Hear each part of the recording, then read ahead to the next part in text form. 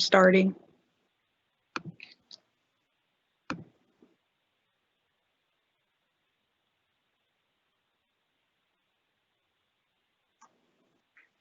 Good afternoon, everyone, and welcome to ODI's Trucking Industry Updates webinar.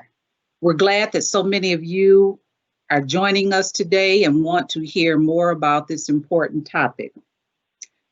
We have a lot of information to give you this afternoon, so we want to go ahead and get started right away.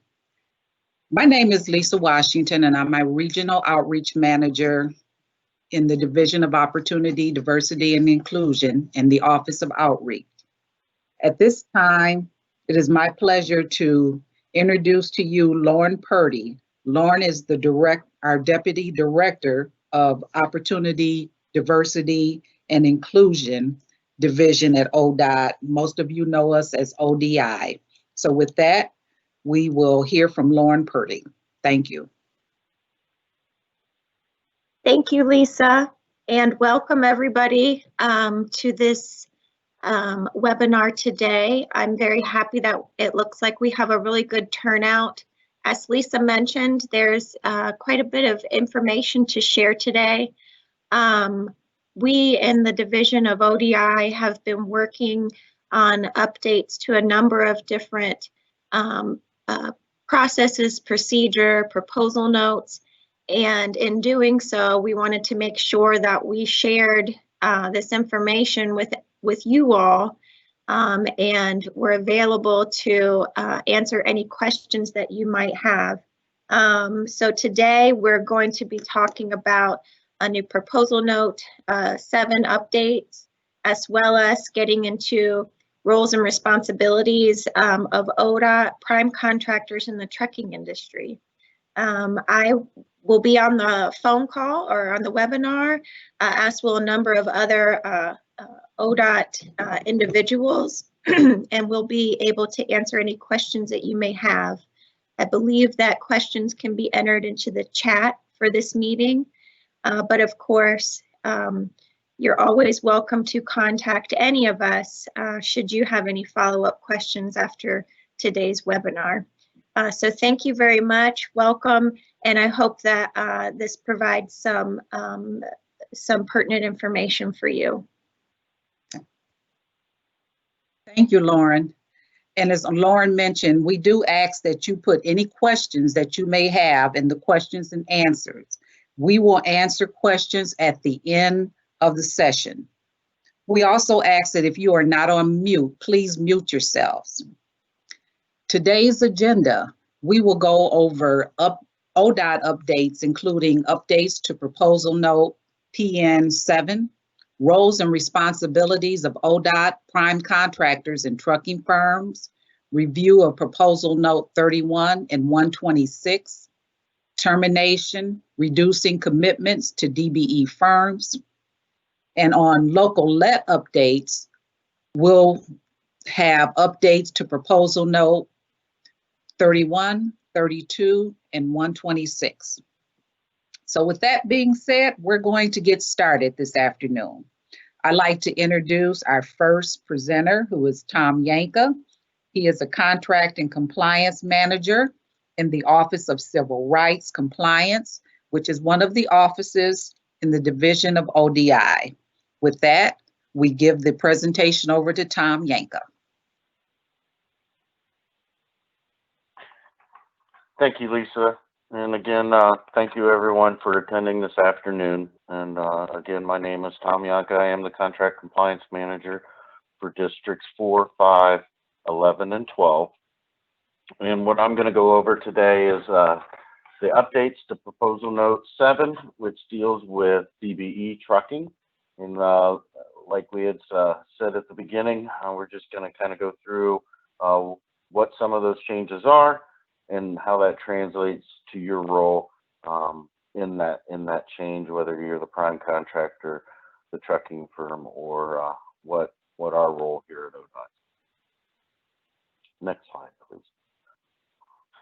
So with new Proposal Note 7, prime contractors will be required to provide a master list of all anticipated DBE trucking firms at the time of the pre-construction meeting.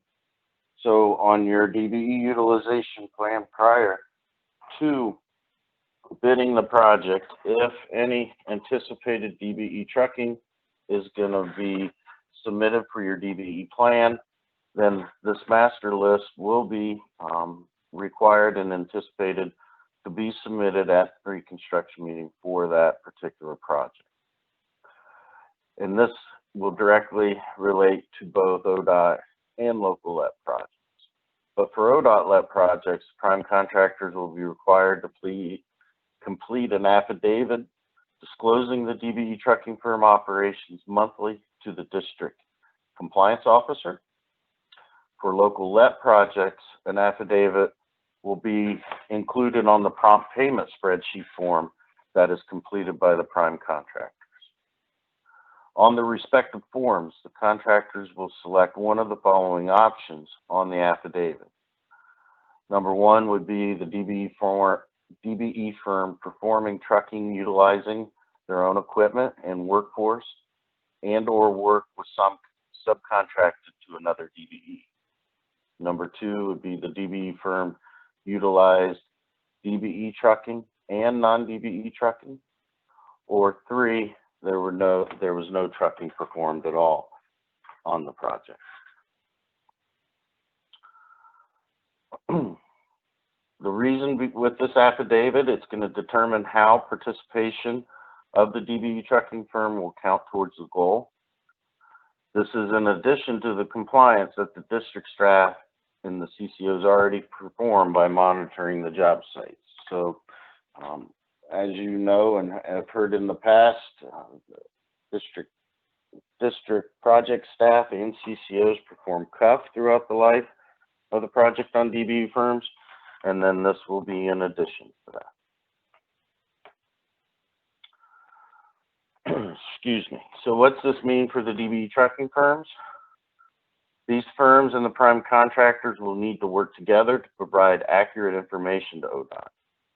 The master truck log will need to be, again, submitted at the pre-construction meeting. So this communication between the prime and the DBE trucking firms to get all the required information so that can be submitted to ODOT. Also, too, they're going to have to provide the information for the monthly trucking affidavit. So ODOT let, again, is going to be submitted monthly to the district compliance officer. For LPA projects, it's going to be included in the new prompt payment spreadsheet. And training was provided back in late fall of 2020 on that prompt payment spreadsheet form, and this will be in addition along with that form. And then also, too, additional training sessions will be scheduled in the future. So some of the roles and responsibilities for the prime contractor, DBE trucking firm, and the ODI, ODOT contract compliance officer. So first, we'll go over the responsibilities of the prime contractor. So at the beginning of the project, you must establish and submit all subcontract agreements for your DBE trucking firms. You'll also need to complete a C92 and submit these for all of your subs that are required to have a C92 on the project, including all DBE firms and DBE trucking firms.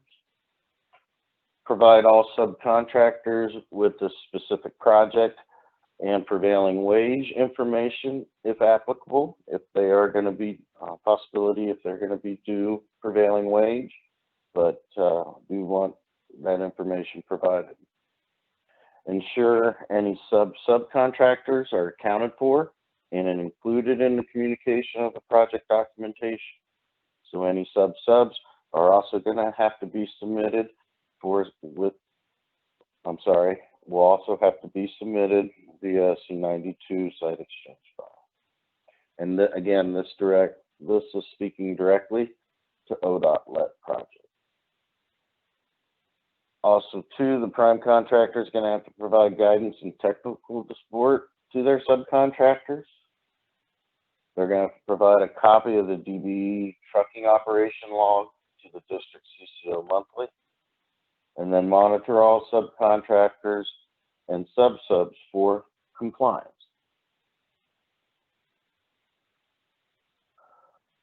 So moving on to the DBE trucking firm's responsibilities, they're going to have to manage and supervise their own trucking operation. They're going to have to order and pay and be in total control of any materials, if they are providing any materials on that project. One of the requirements for DBE trucking to count towards that project goal is that firm needs to own their own trucks and equipment being used on that project.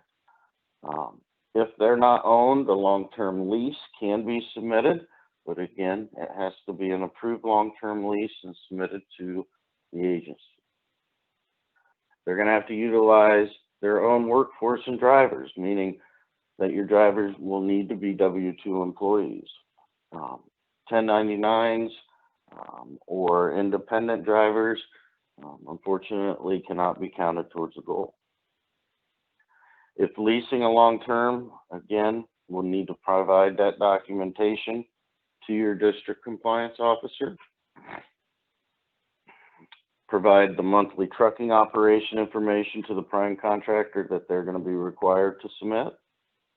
And complete any certified payroll documentation if on-site trucking takes place on that project. So if prevailing wage is due, those payrolls are going to be need to be submitted.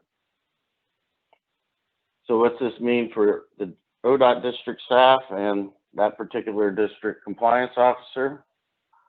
They're going to have to monitor the ODOT construction project activity and all documentation as submitted for federal compliance. We're going to have to perform wage interviews to make sure that the correct rate and classifications are being paid to each employee. Ensure the DBE firms are performing that CUF or commercial useful function so that participation can be counted for the prime contractor towards the project goal. Review monthly trucking operation as submitted by the contractor. And then ensure DBE firms and all subcontractors are being paid timely. So thank you for your time. Those are just, and that was a brief overview of Proposal Note 7 and the different changes.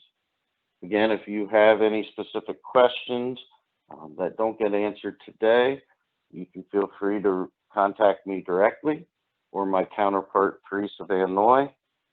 And then also too, we have listed all of our compliance officers for each district throughout the state. So thank you for your time once again. And coming up behind me, and it's going to go over some additional updates, is David Walker.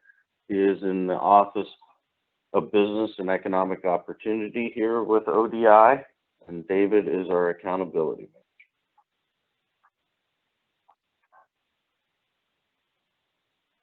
All right, good afternoon. Can anybody confirm that you can hear me? Sounds good. Okay, all right, good, thanks. I'm David Walker. I'm accountability manager in the Office of Business and Economic Opportunity in our Division of Opportunity, Diversity, and Inclusion at ODOT. Thank you for giving me the opportunity to speak to you today. 3 topics I have on the agenda are updates to PN 31, updates to PN 126, and then I'm going to go into DBE Termination 101, a little bit of a mini training on what that all is about, just for refreshing everybody. So PN 31 is the proposal note that deals with prompt payment and reporting of sub payments.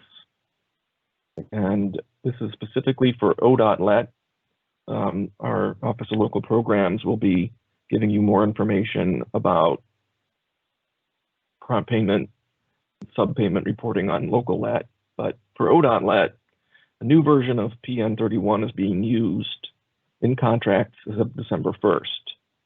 This version of the proposal note is the most detailed we've ever had about just what we want you to report in Ash-to-Ware project, civil rights, and labor. It discusses which payment records need to be entered and when, how quickly. It talks about the importance of signing each reported payment.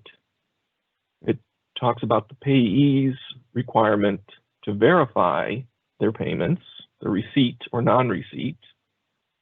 And it provides suggested language for you to use in your sub-agreements, so your subs will know that you're serious about having them verify their payments and enter their payments to their subs. PN 31 also lays out sanctions for non-compliance. You go to the next slide, please. The notice to industry that we sent out on December 28th, again, this is for really focused on ODOT LET projects, it introduces this new report that's available on our website, summary of payment records entered in Ash-to-Ware project for a contract. So please check out that report for each of your projects. And if there's something that doesn't look right, please let us know. You'll see comprehensive data on the payment records you've entered, a preliminary calculation of the project's DBE contract goal attainment, if your project if it has a DBE contract goal. And it's available at our DBE forms and resources page on our website. All right, next slide, please. PN 126 is the design build proposal note, and it was last updated July 17th of 2020. Title is Revisions to the 2019 C and MS for design build projects. And I'm not going to get into all the changes because there are a lot, but in terms of what relates to our office, previous versions of the proposal note didn't require the contractor to submit a request to sublet the design portion of the work after award. This may have been occurring for the DBE design build consultants to get the DBE credit. There wasn't the requirement for the non-DBE design builders consultant. So because of this, the prompt payment tracking for the non-DBE design build consultants may not have been occurring. This was changed by changing the definition of a designer and subconsultant. The contractor must now submit a request to sublet the design work. This then triggers us to issue a C92, and that makes the designer a subcontractor. And then payments to the designer must now be tracked. This applies to subconsultants as well. All designers, not just the DBEs. And DBE payment tracking, go back, sorry. Yeah, PN, we're still on 126. So go forward one, sorry. One more. Oh, one more. There we go. Previous versions of PN 126 did not have specific language requiring the lump sum items to be broken down to demonstrate the value of the DBE's work in comparison to the larger lump sum design build pay items. PN 126 now requires the contractor to break down the larger lump sum items into smaller work items, known as a schedule of values, and to specifically identify work for DBEs. When the contractor requests payment by using the schedule of values, the DBE components must be specifically itemized. ODOT we will then enter the estimate and specifically make payments for the DBE work. And one more thing to mention is that we are also wanting that you ensure the prompt payment language appears in the consultant and subconsultant contracts and agreements. That's also in the PN 126 update. And that applies only to the design build projects. And now DBE Termination 101. So I thought that based on quite a little bit of confusion that seems to be out there, I would just take this opportunity to spend just a few minutes talking about the basics behind DBE termination. And so I'm starting, again, like I said, it's going to be, I guess the Cliff Notes version I'll give you is that as soon as you realize you're not going to use the DBE like you said you would, you need to begin the termination process. If you don't pay attention to anything else I say, please remember this. So, part of the deal you make with ODOT on ODOT LET and local LET projects with a contract goal is that you make commitments to DBEs, your utilization plan affirmations. Those commitments include a certain type of work and the dollar amount of work.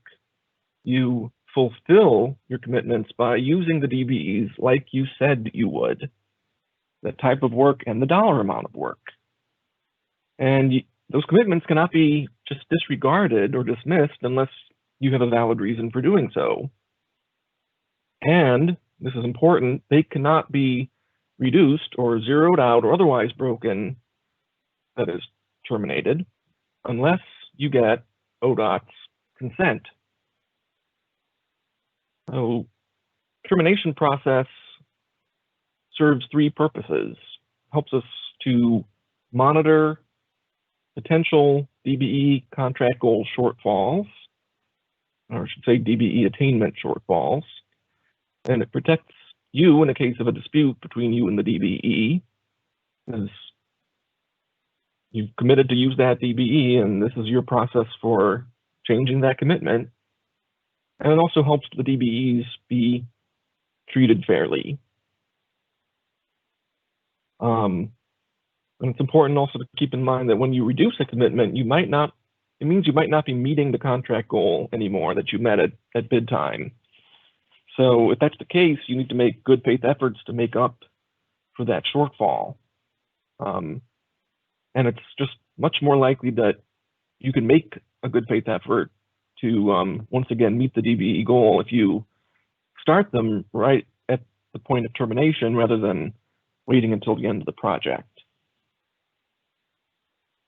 So let's just briefly go over what's on the screen here. Again, what is a DBE termination? It's the act of reducing, zeroing out, or otherwise breaking a DBE commitment. Is terminating a DBE an indication that you did something wrong?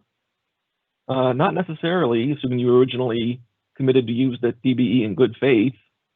But terminating without ODOT's consent is a breach of your contract.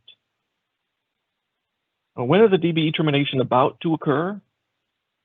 It's at the point just before a change in circumstances occurs that makes it no longer a certainty you, as the prime, will fulfill, in whole or in part, a DBE commitment. And I want to, things can happen. We want you to understand what you have to do to reduce or otherwise break these commitments, and without being sanctioned for breaching contract. And I wanted to emphasize that your commitment is not just to use a DBE for part of the amount of the work of the commitment, it's for all of the amount. So if you committed to use a DBE, say for $10,000 worth of gravel hauling, then we expect you, and it's in your contract, that you're going to use that DBE for $10,000 worth of gravel hauling. Not 9,000, not 9,500, 10,000. But of course, with a construction project, circumstances can change. And you might find yourself not being able to keep that commitment anymore. not in full or not at all. But you have to go through the termination process. Otherwise, it's not going to be okay. And even if you follow the process, your termination won't be consented to by ODOT unless it's done for a valid reason.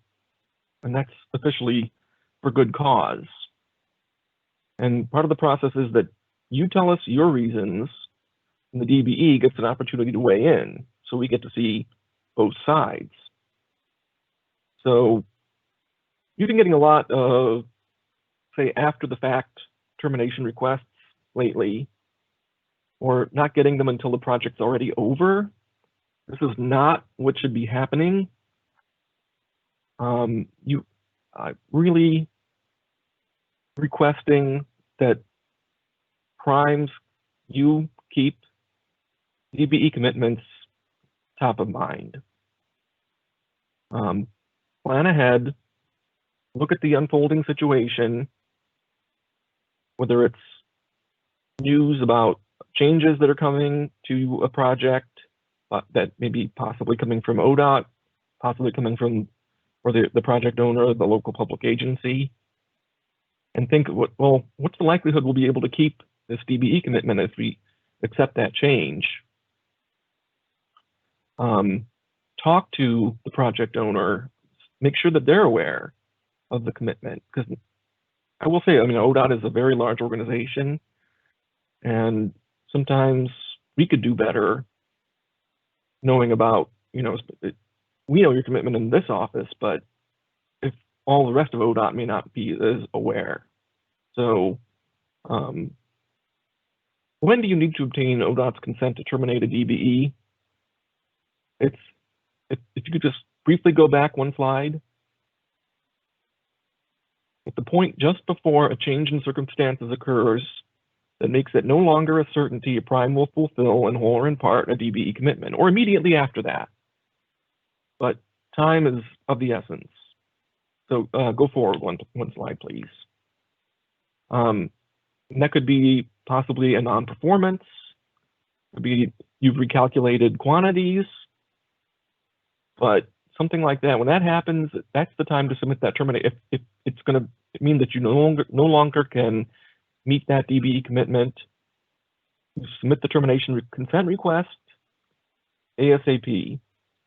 And again, it's not just because you're not going to use the DBE at all, but even if you're not going to use the DBE for the full amount of your commitment, and there are no exceptions. Then, if ODOT finds you have good cause to terminate, only then may you proceed to break, zero out, or reduce your commitment.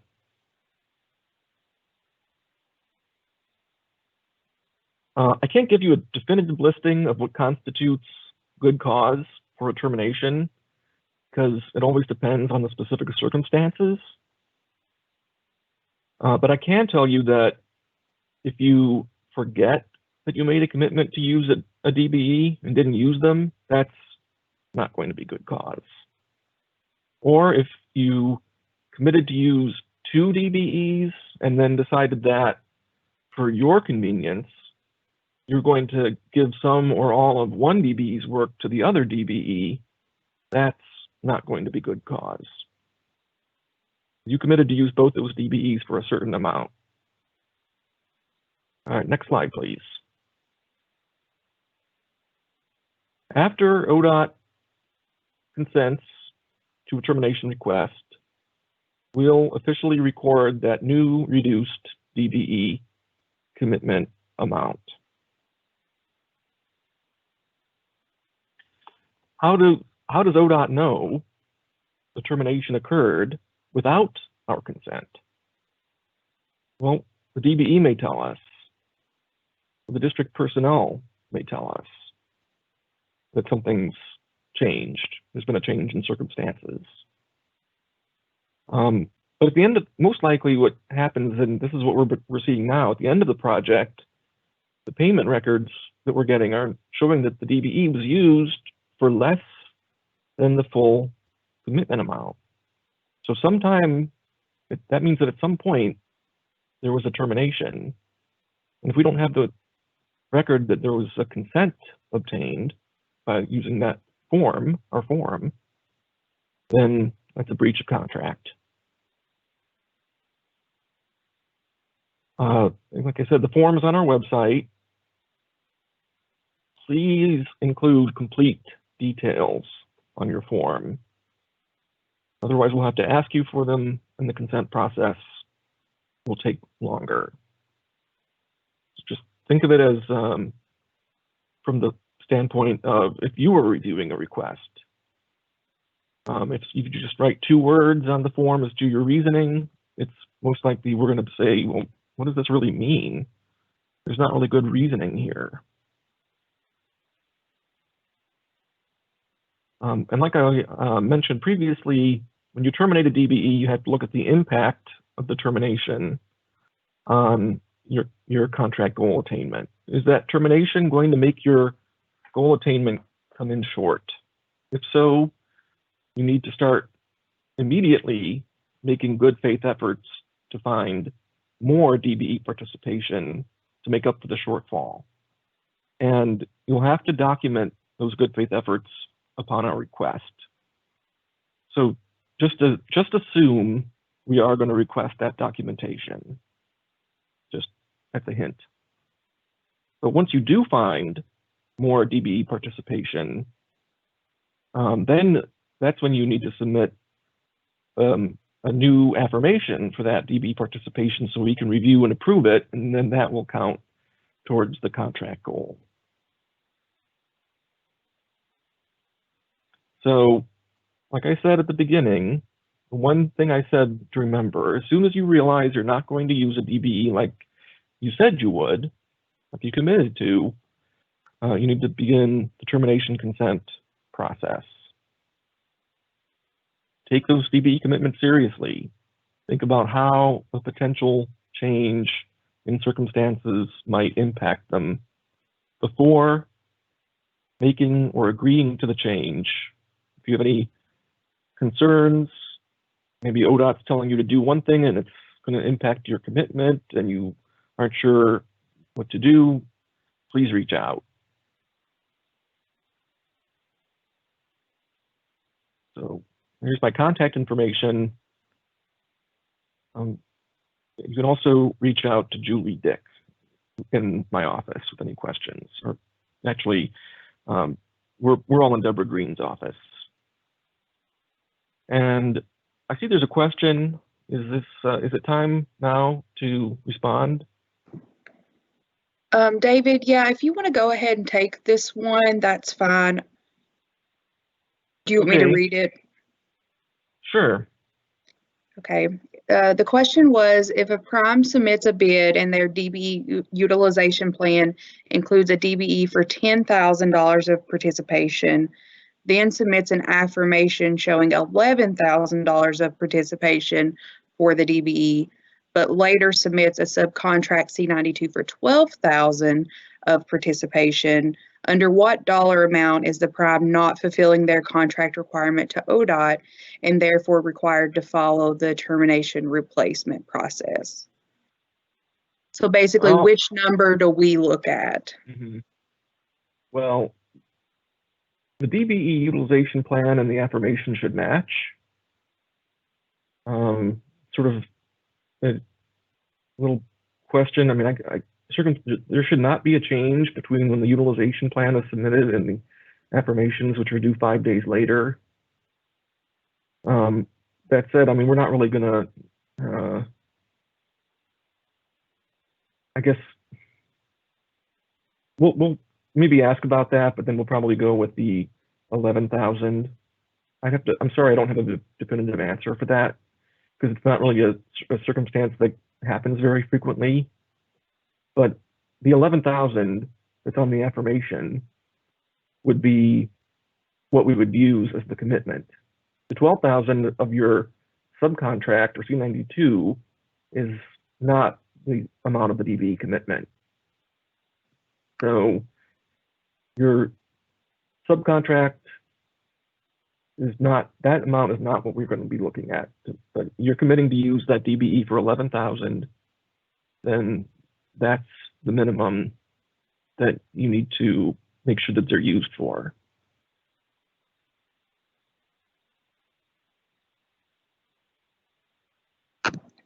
Deborah, do you want to comment on this question?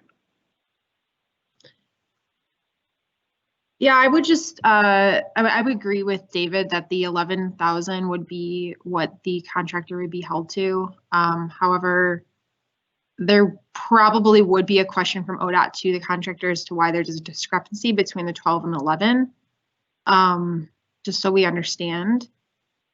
But the affirmation is what we rely on.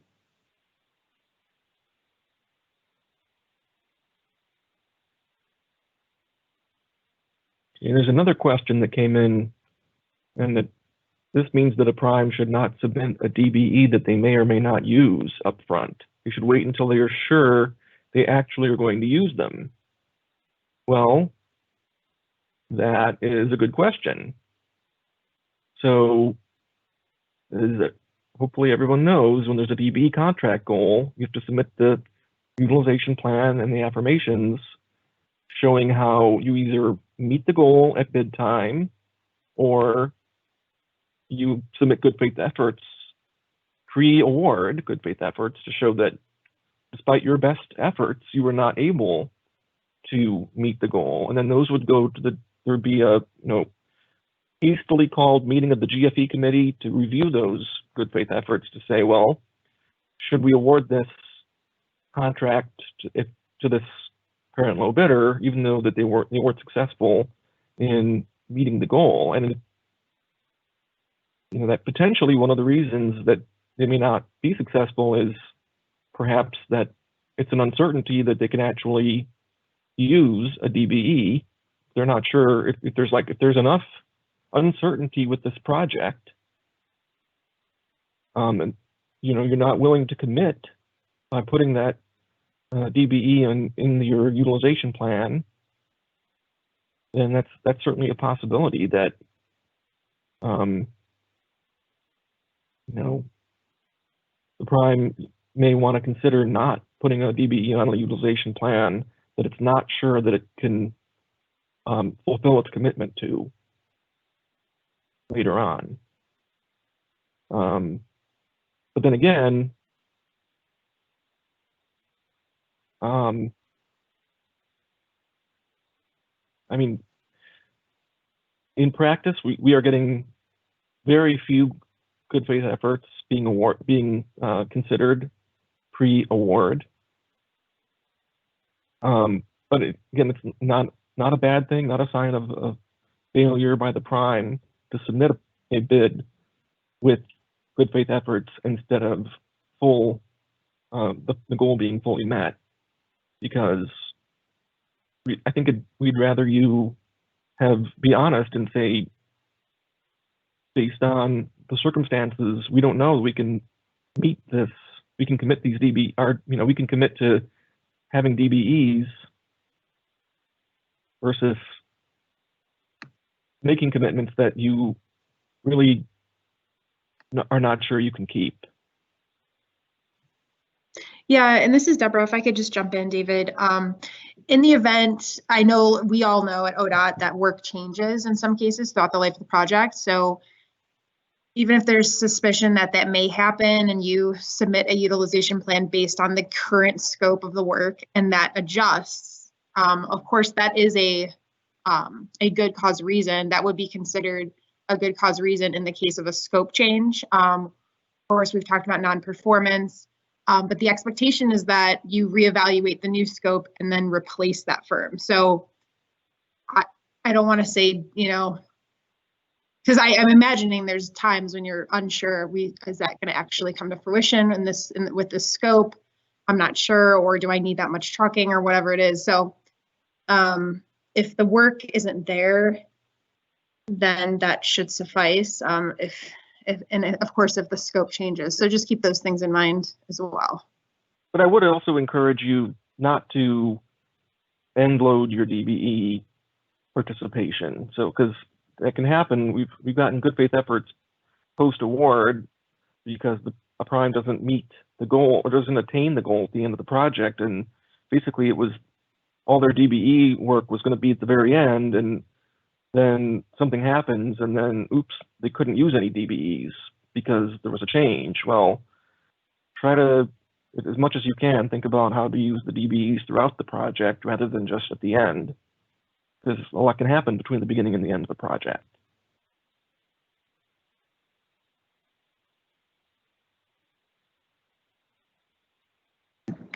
Okay, I think we'll probably save the rest of the questions for later to make sure that we can get through the local let portion. But if you all have any more questions, continue to put them in the Q&A and we'll address those once the local let updates are complete. All right, I'm going to turn it over now to our Office of Local Programs, the two Jeffs. Thanks, David. This is Jeff Shaner from the Office of Local Programs. I'll quickly be going over Proposal Note 31 and Proposal Note 7. Proposal Note 31, for the local let program, this proposal note was implemented in October of 2020. This proposal note created the new prompt payment spreadsheet that needs to be created or completed, with every project request for reimbursement. Basically, this process will make sure that prime contractors are following the CFRs in paying their subcontractors timely, and also getting a real-time look at the total payments to the DBE firms as a percentage of the total project. This will allow anyone on the project with access to the spreadsheets to see what the actual achieved DBE goal is in real time. Invoices will not be approved and processed for payment unless the reporting has been submitted and received by the department. So that's just basically saying without the prompt payment spreadsheet, your invoice will be basically rejected by central office, and until the prompt payment spreadsheet has been received, the invoice will not be paid.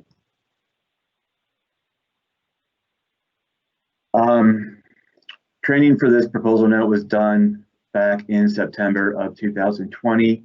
I know it's been a while. We have recently, or on our local let website, you can get information for the prompt payment, the DBE tracking, and the CUF process or review process.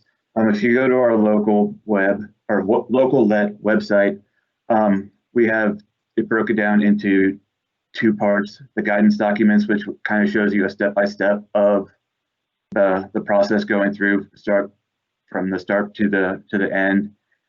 And there's also a training area, and the training area, we have just posted the training that Chase provided. It's now through YouTube, so we have just posted that link on our website as well. The way that the prompt payment spreadsheet is going to be completed is through GoForms. I'm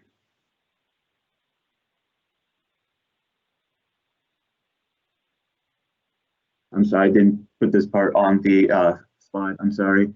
To get a GoForms account, you'll first need to complete a MyOhio or a MyODOT account.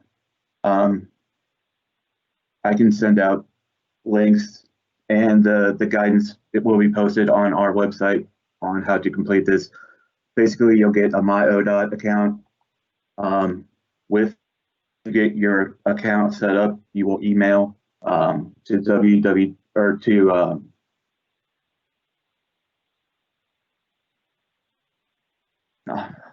I'm sorry, I thought I had the information right here, but I don't. What you will do is you'll fill out an email request. I think it's like I can, if people have questions, I can post it to the question and answer once we're done.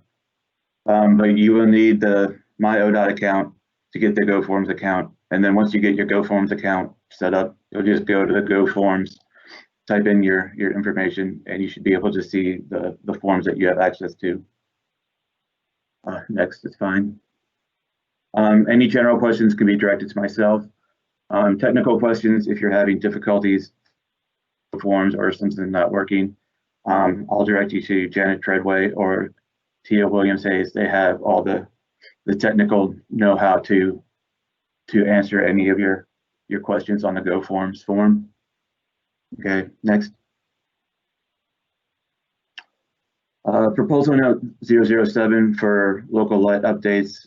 You heard Tom Yanka talk about it. It's very similar. Instead of completing a report or a form, we have built the trucking affidavit, if you will, onto the prompt payment spreadsheet. So it's not a monthly report like for ODI LET projects. It'll just be due every time the prime contractor is submitting an invoice for reimbursement. You can go to the next slide, please.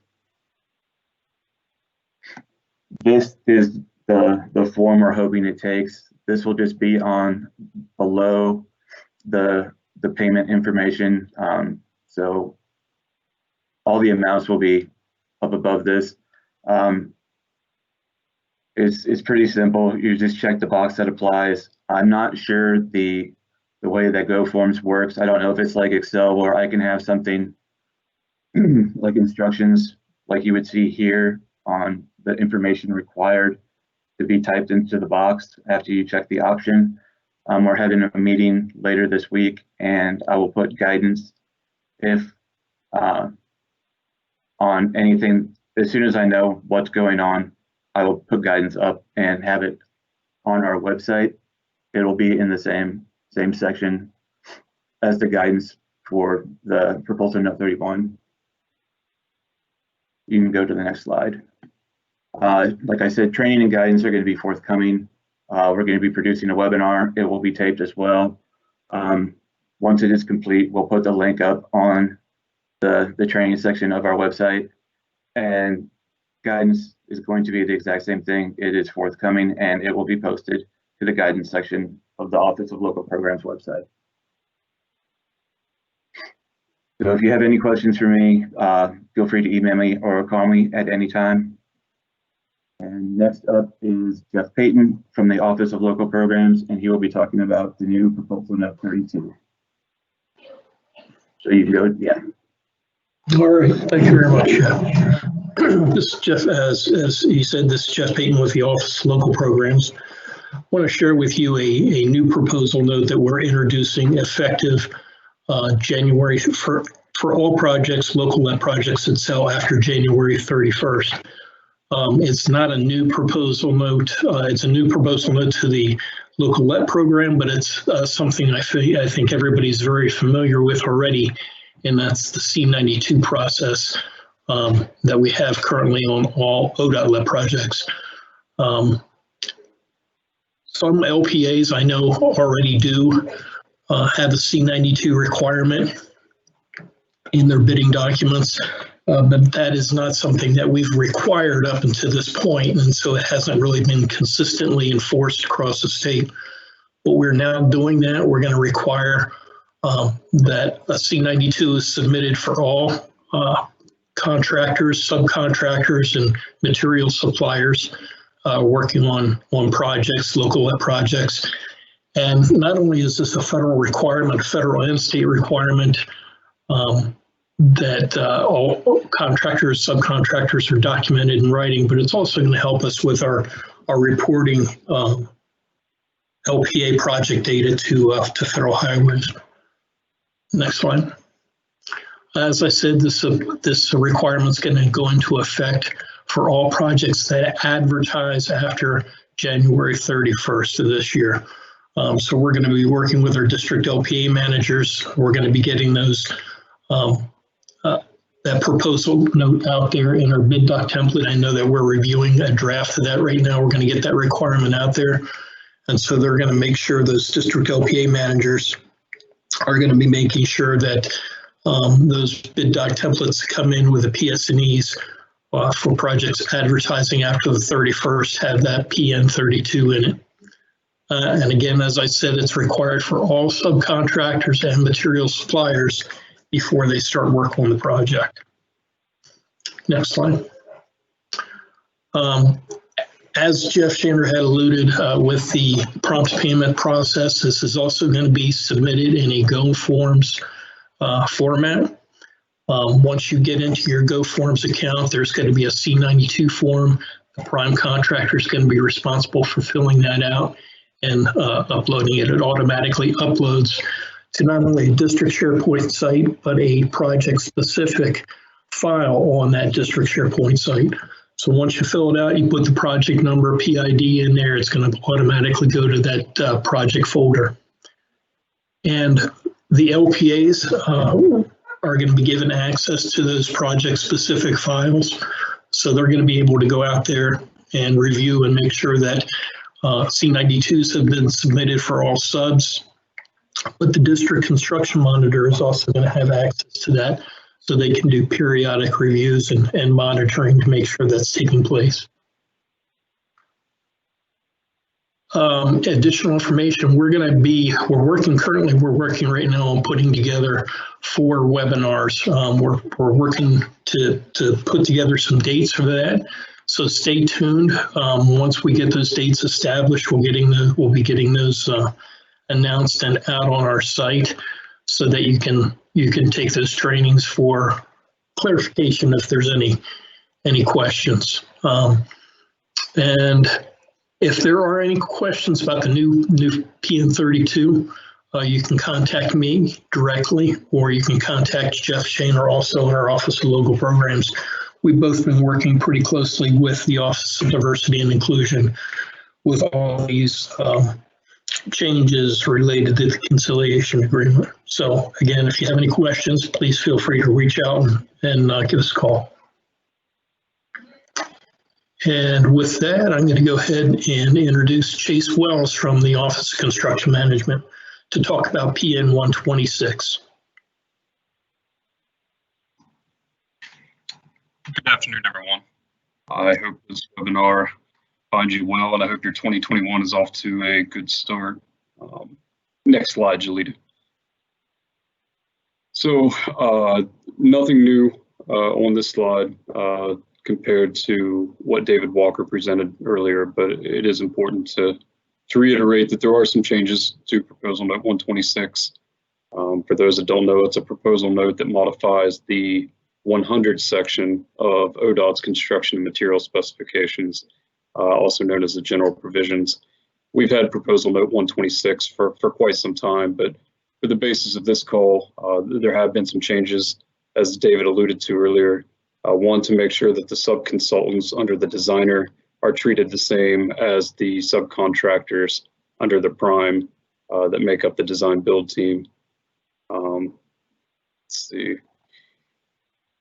And what's important too for the basis of DBEs is, for the longest time, we required a schedule of values or a breakdown of those lump sum items.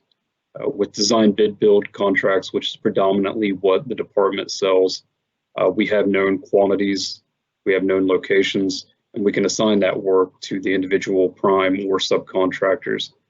It gets a little more difficult with design build because the work items are broken down into more generic items, say a substructure of a bridge or a superstructure of a bridge.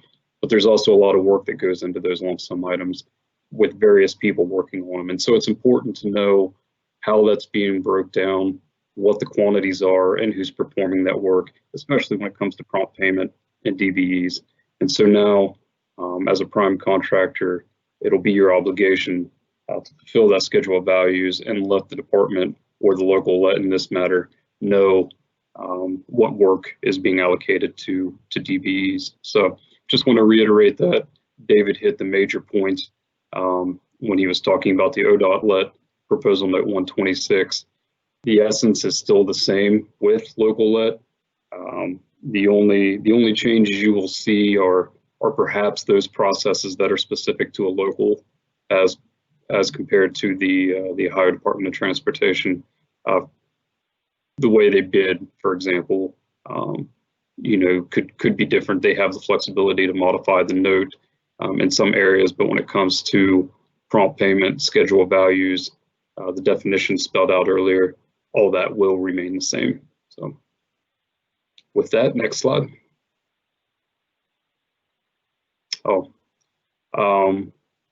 Yes, just as I reiterated, more of the same. So next slide.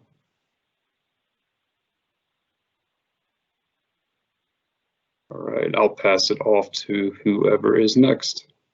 Thank you very much for your time. I think that brings us to questions.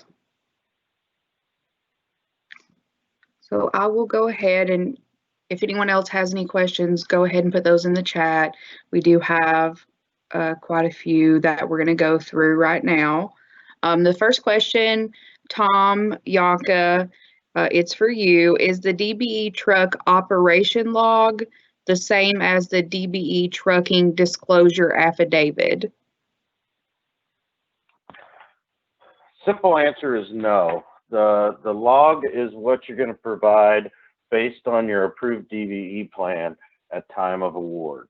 So that's going to be the anticipated DBE trucking going into the project. So the information captured on that will be each individual DBE trucking firm, their truck information, so on and so forth. The affidavit that will be submitted monthly on ODOT let projects and with your prompt payment spreadsheet for local let will be actually what occurred. So hopefully the DBE trucking that was submitted at the pre-construction meeting, that'll be captured, and then if there is any additional trucking. So if a DBE firm that was approved on the plan decides to subcontract part of their agreement to another DBE firm, all that information will be captured there. If a DBE firm, for some reason, had non-DBE trucks coming on to help out with that, that information would be captured on that monthly report so we can accurately apply the correct participation to the DBE goal. Okay, thank you. The next question, anyone can take it. Are the updated versions of the proposal notes available right now on the ODOT website? David, go ahead, Deborah. Yeah, this is Deborah. So some, like at least proposal note 7 and proposal note, what is the other one this Friday? 7. This is forgetting the other one. 7 is Friday. So they're not all being published at the same time. So once an example, proposal note 7 is published, it'll be available after Friday, this Friday the 15th. So there's another one though. I can't remember what it is. Maybe it's 31. No, I think 31 was back in November. So that's already done. As far as local let, their proposal notes, they can speak to when those will be published. 120, I'm sorry. Okay, proposal note 7 and proposal note 126 will be published for ODOT let this Friday. So after that, they'll be available on the website and in the contracts going forward. And then I will turn over to local let to discuss their proposal notes that they have yet to be published. All of the proposal notes we went over today with the exception of 126. So that is 31, 7, and 32 have all been implemented in our federal bid doc template. So they are all posted, they are all online. You just need to open up the Word document on the bid doc template that we have. And we can try to provide the ones that are published at the time we send out the slides and the recording so that you all have easy access to those. Okay, next question. Do you need to complete a termination form for a specific DBE if they underrun, but the total goal for the project is met by increasing payment to another? David, would you like to address that? The answer is yes. The termination form, you'd have to request our consent to terminate the DBE that you are no longer going to be using for the full extent of your commitment to it. And actually, and it's important to keep in mind that just, if you, like I said, if you have 2 DBEs on a project and you decide, well, this one is just, we're going to only use it for half of what we said we would, and we'll give the other DBE the other half, and it'll come out even at the end. That's actually a misconception, and the work that needs to be done by the first DBE still needs to be done by them unless you get that request or consent to terminate them, and it has to be for good cause. Okay, thank you. The And next then- question. Oh, Oh, sorry. sorry.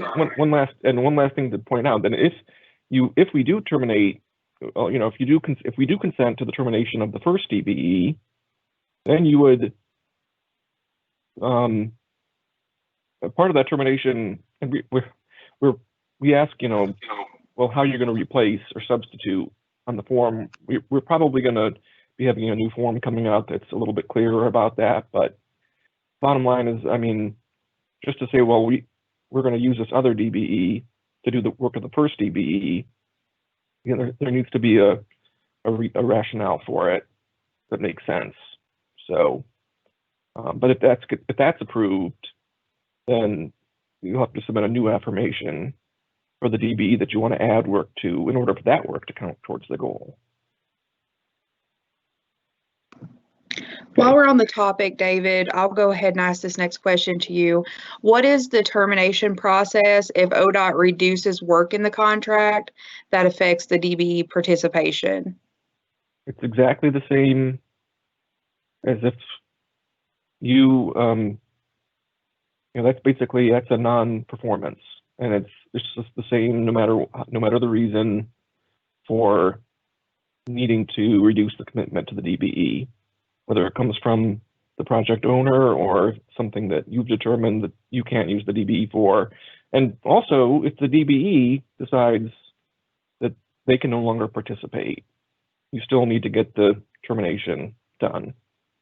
And that's through the consent request form. Yeah, and this is Deborah, I just want to point out, if there is a non-performance situation that occurs with the DBE, ODOT does seriously look at when that non-performance happened with our good faith efforts committee, or whomever, even reviewing a termination or whatever it may be, because that will determine whether or not you should be looking to, find a replacement. So if it's at the end of the project, obviously there's probably not a lot of time to do that. But I mean, if it's in the middle and there's still other scopes of work that could be done, the expectation is that that contractor is finding participation with another DBE to replace the non-performed work, if that makes sense, for the new work that's maybe being added or what's replaced. And you would have to submit good faith efforts in those instances. So if there's a non-performance, yes, we need a termination as soon as possible. And we need to know about that. And we need to know what you're doing to replace that effort. Of course, when it happened, and you may have to start looking at good faith efforts, putting those together. I will note that we are looking to update our termination form. I have a few individuals reviewing it. We need to start collecting more information from the contractor and the DBE on that. So in order for us to be, rather than this back and forth with the contractor all the time. So that will be coming out soon, but I just want to note that that will be an update coming out. The next question, I think, is to you, Tom, and Mr. Jackson. You asked the question, you may have to clarify, but he asked, what's the difference between trucking only dash on-site and trucking only dash supply? Do you need more clarification, Tom? Maybe, but I'll attempt to answer it how it was asked. I mean, trucking on-site only would be within the parameters of the project site. So if trucking is taking place only on the project site within the parameters, then that would be on-site trucking, and prevailing wage would more than likely be due. Trucking only supply would go, I'm assuming we're talking about if you're a trucking firm and you have the bulk supplier NACS codes. So trucking only supply would be you're providing aggregate, sand, whatever with your own equipment and your own forces. So you're supplying that material. In that case, the participation is broken down in a percentage, which we count at 60% for the actual cost of the material, then whatever trucking is associated with hauling that material could be counted at, 100%. An example of that would be if you're providing $10,000 worth of aggregate, and with the cost of that $10,000, it's going to be an additional $3,500 in trucking cost only to haul that material. So you would get 60% of the material cost, so $6,000 would be applied towards the goal for the actual aggregate, and then 100% of the trucking, so $3,500. So a total participation of $9,500 would count towards the DBE goal. So with bulk supplying and trucking, you must have the trucking codes, and you must also have the bulk supplier NACS codes to be able to do that. So those two go hand in hand. And hopefully I addressed that question. Okay, thank you. The next question, the person is concerned that our process may discourage contractors from turning in more DBE coverage. They ask, if the goal is 10%, but the prime submits 12%, would the prime be allowed to reduce 2% of the DBE commitment during the project? Well, I guess my first thought would be, like I'm saying, about making sure you don't overcommit.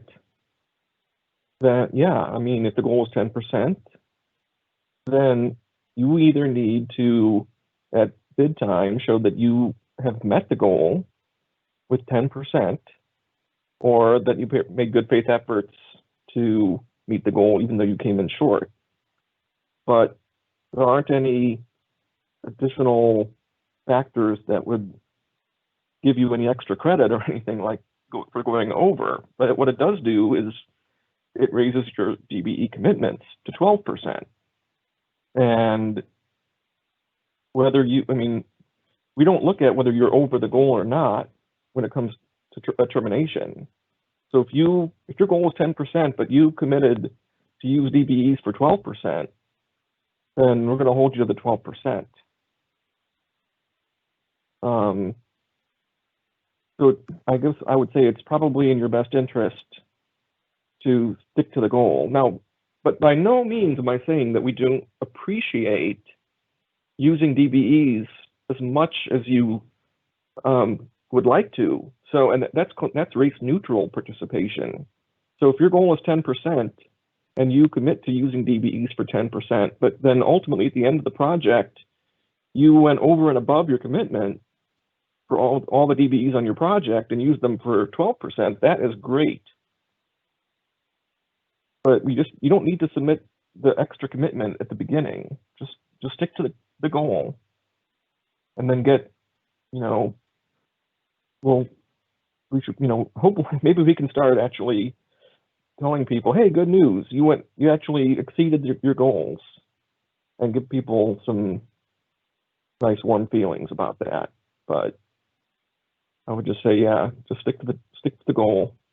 Yeah, and this is Deborah. So, I mean, we definitely don't want to, the issue that you run into, and this, of course, this question is a great question. It's been presented to us in the past. It's a hard one to answer because obviously we don't want to discourage additional participation beyond the goal. That's our goal, is to see natural participation of DBEs. However, we don't want to see a DBE expecting to get work and then maybe putting off other projects or what have you because that contractor decided to pad their DBE participation on that, whatever that project is. So we run into that issue in putting the DBE in a situation where they're expecting work and then the prime pulls it out from under and says, no, we're not using you. So I would lean to agree with David on the fact that I would encourage you to probably stick with the percentage and add later or however you wish to add. But we don't want to get into the practice of padding it and then disappointing the DBE or putting them in a predicament. So it's just something to consider when you're doing that and just with your business and how you're handling those situations, because it's not, it ends up being a bunch of games that are played. And then of course you've got a lot of more paperwork, as you probably would imagine, with having to do terminations and all that. So on one hand, we'd love to see more participation. On the other hand, if you plan not to use them, then I wouldn't probably add them. And Deborah, just to clarify though, if the prime submits 12% and they try to terminate 2%, they still have to have a good reason to terminate that additional 2% other than they don't need the participation. Yeah. Right. Yeah, it has to be evaluated for good cause. Yes. If in this situation, the prime submits 12% and they do have good cause, say that it goes down to 11%. What they wouldn't have to do is submit good faith efforts or make any good faith efforts because they're still above the 10% goal. Yeah, that's exactly right.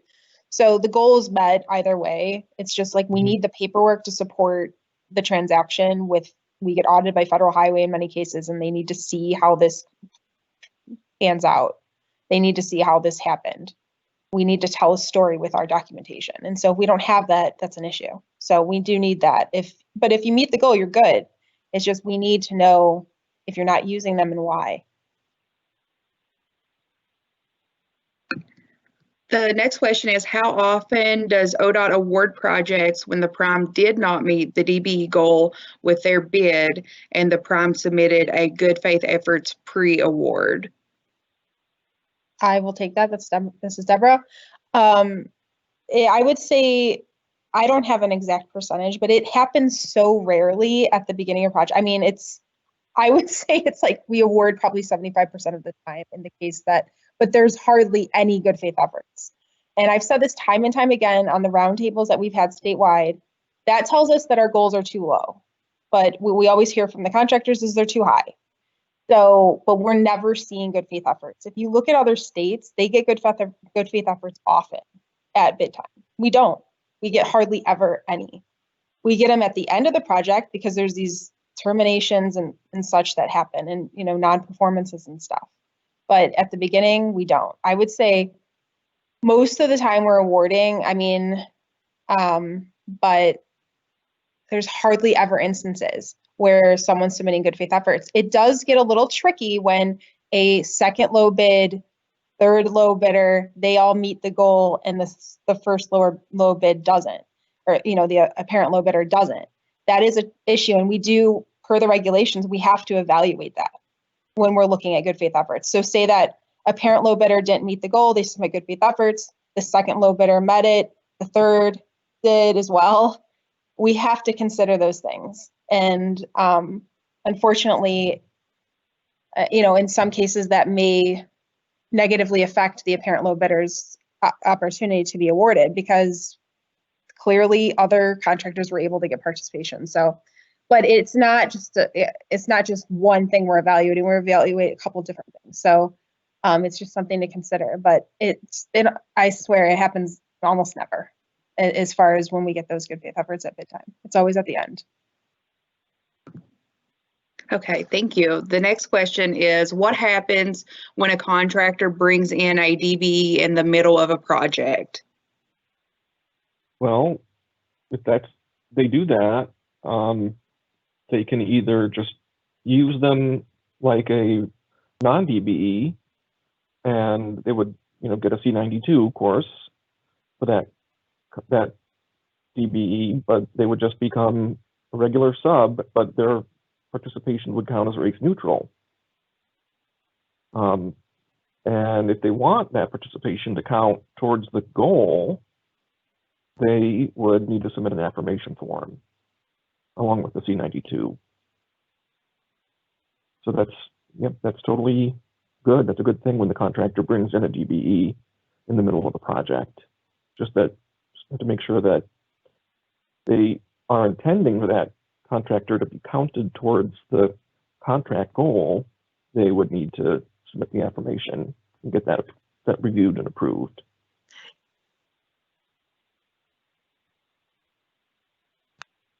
And there's no need, however, to submit an affirmation if the goal is being met. Okay, thank you. I think the next question is for Jeff Shaner. Does GoForms replace the AstroWare project website? I may need to punt to Jeff Payton on this, but as far as I know, local led projects never had anything entered into anything with AstroWare. The Go forms are specifically for reimbursement. So you will complete the Go form, the prompt payment spreadsheet to submit for reimbursement. You'll submit a Go form on C92 at the beginning of the project for the subcontractors. And the LPA will submit a Go forms when they are performing a CUF review. But I'll punt over to Mr. Payton about the AstroWare. To mimic what you said, Jeff, I'm not aware of any time that we've utilized the AstroWare. So this is a new process, a standalone process that's independent from any previous use of AstroWare. Yeah. Hey, Jeff Payton and Jeff Shaner, this is Chase Wells. I'll just add on to that. So there is a difference, obviously, and that difference is that AstroWare project is geared specifically for ODOT-led projects. AstroWare project encompasses what we use right now, known as Site Manager. And so the way we program projects on the ODOT-led side, it goes through a pre-con type software over to BidX, and then all that information is carried over into Site Manager that we use to manage construction projects right now. It also talks to civil rights and labor. With local lead, it's much different because any given year there could be 175 to 200 different locals. And Ohio is unique in a way that we allow locals to manage projects from cradle to grave if they so choose. A lot of states aren't like that. And so that comes with its own unique challenges, is how do you manage, from ODOT's perspective, that many individual locals, because that's potentially 175 to 200 different ways to manage a project. And so for the longest time, we weren't able to capture this information that we're trying to capture now for federal highways. And so this is the genesis of GoForms. It's to mirror almost AstroWare project on the ODOT-led side of things. What it's going to allow the department to do is extract that information from local-led projects with regard to DBE goal tracking, prompt payment, race neutral, race conscious type stuff, and report properly to federal highways, something that we haven't been able to do ever. So that's the delineation, is when you hear AstroWare project or Site Manager or civil rights and labor, that's ODOT-led. And when you hear GoForms, that's local-led specific. Okay, thank you. Thank you, Chase. The next question is also for our local lead. Will the new PN 32 require C92s be submitted for every material supplier on the project, or just those that are being used for DBE participation? It would be every material supplier, every subcontractor, every material supplier. Okay, thanks, because we did get 2 questions about that. Next question, we'll probably go back to you, David. Do you need approval from ODOT to increase the DBE amount if a change order increases the final contract amount? Well, I guess what this is asking is, yeah, because if your goal is based on the final contract, ultimately it's based on the final contract amount. So if your final contract amount increases, your commitments that you made to your DBEs at the beginning of the project may no longer be enough to meet the goal of based on the final contract amount. And the answer would be yes. You would need to submit at least one revised affirmation for whichever DBE you're increasing the amount for, in order for that to be considered race-conscious participation, and for that to be counted towards the DBE contract goal.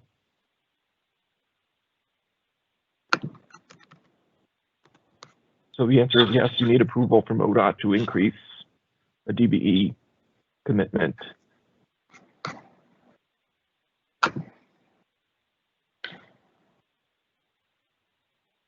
Okay, thank you. It looks like I think we've gotten to all the questions. If you have more, feel free to continue into putting them in the box. If anything pops up after we close out, we'll address those in the final email that goes out. Does anyone have anything they want to add from ODOT or local programs?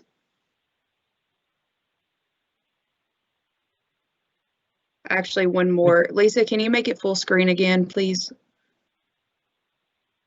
A couple more comments or questions are coming in. So we have about 9 more minutes.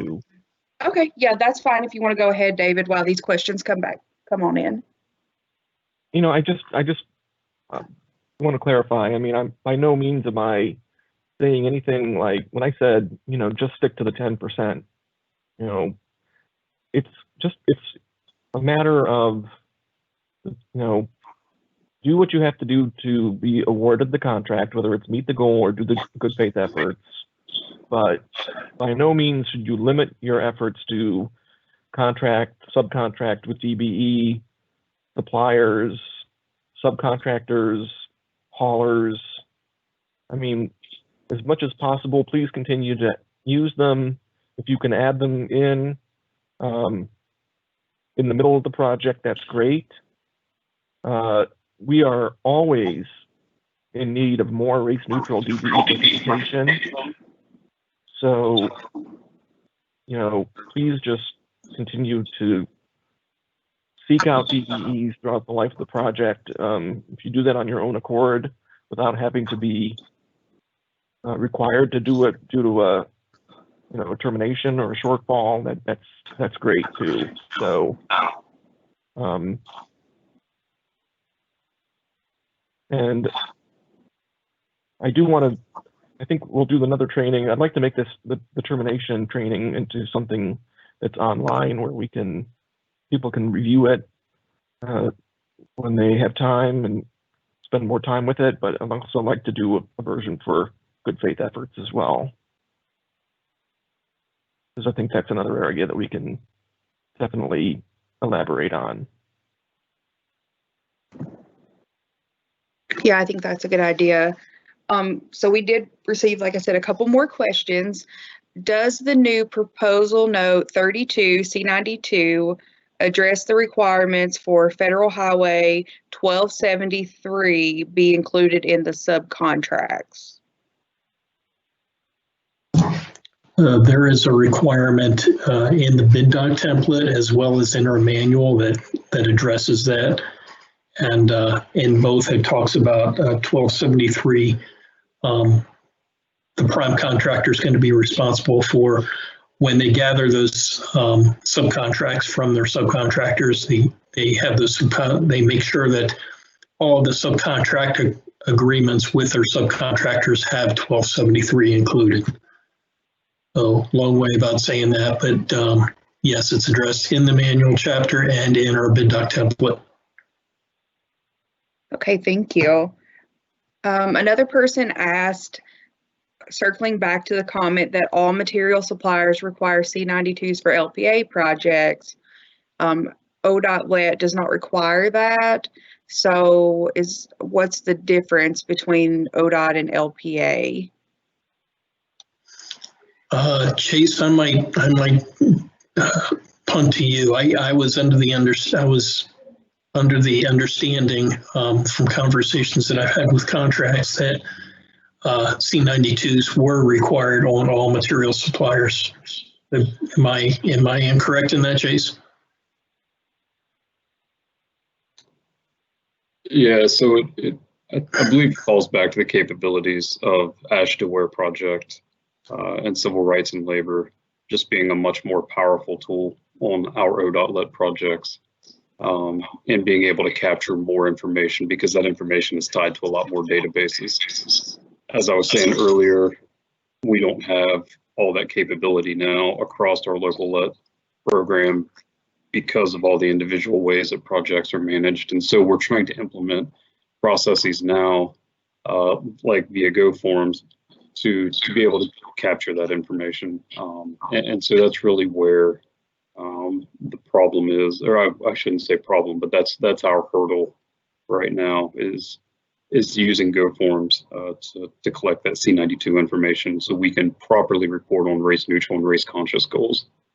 I will say C92s, they've taken a different form over the years. In past, C92s were really just the prime contractor's request to sublet or to have an approved contractor, subcontractor on an ODOT-led project. In a sense now with local-led and the DBE program, it's taken a little bit of a different definition, if you will, in the way we extract information. But nonetheless, the delineation is between site manager and civil rights and labor being a much more powerful tool for our ODOT-led side of projects. So until we get something for the local-led side that's more sophisticated, we are going to require that the C92s for all material suppliers are submitted.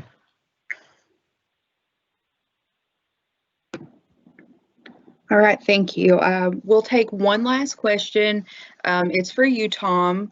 Can you clarify what the trucking operation log is?